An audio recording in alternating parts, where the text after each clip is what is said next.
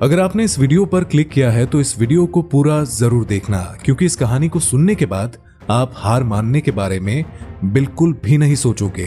तो इसीलिए इस कहानी को सुनते हैं और हार मानने की जो हमारी एक थिंकिंग है, एक सोच है, उसको दूर करते हैं। तो दोस्तों, एक बार की बात है, गांव में एक साधु रहा करते थे और जब भी वो साधु नाचता तो पूरे गांव में बारिश होने लगती थी।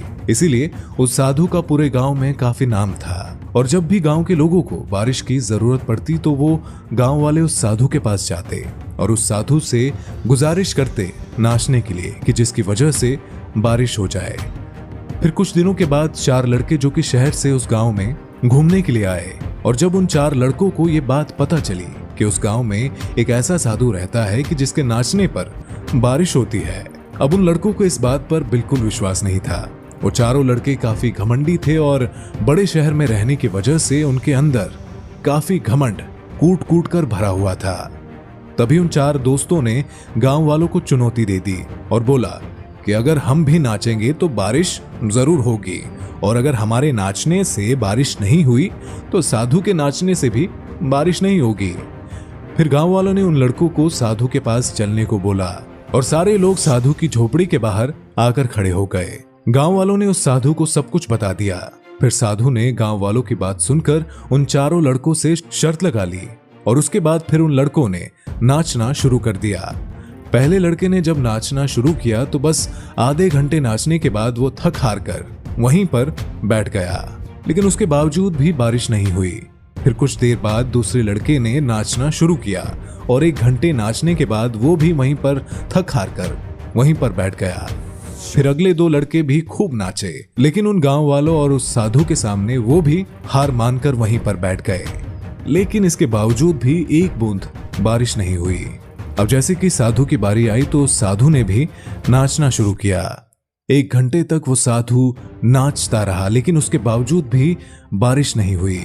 लेकिन वो साधु नहीं रुका और वो नाचता रहा और नाचते नाचते 2 घंटे बीत गए, फिर भी बारिश न हुई। फिर उसके बाद 4 घंटे बीत गए, लेकिन उसके बावजूद भी बारिश नहीं हुई। लेकिन वो साधु तो जैसे रुकने का नाम ही नहीं ले रहा था।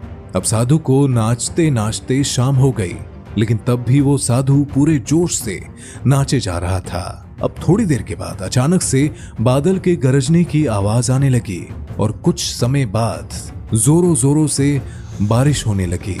और जैसा कि ये देखकर गांव वाले काफी खुश हो गए और साधु के साथ नाचने लगे।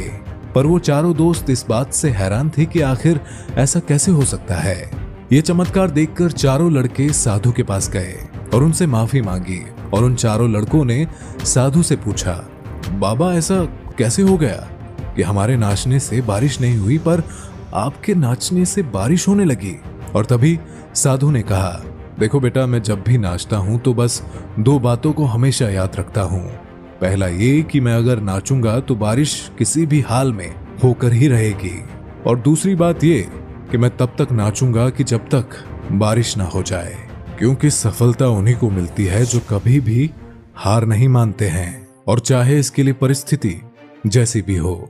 अब 4 लड़कों को ये बात समझ में आ गई कि साधु उनसे क्या कहना चाहते हैं, किस बात को समझाने की वो कोशिश कर रहे हैं।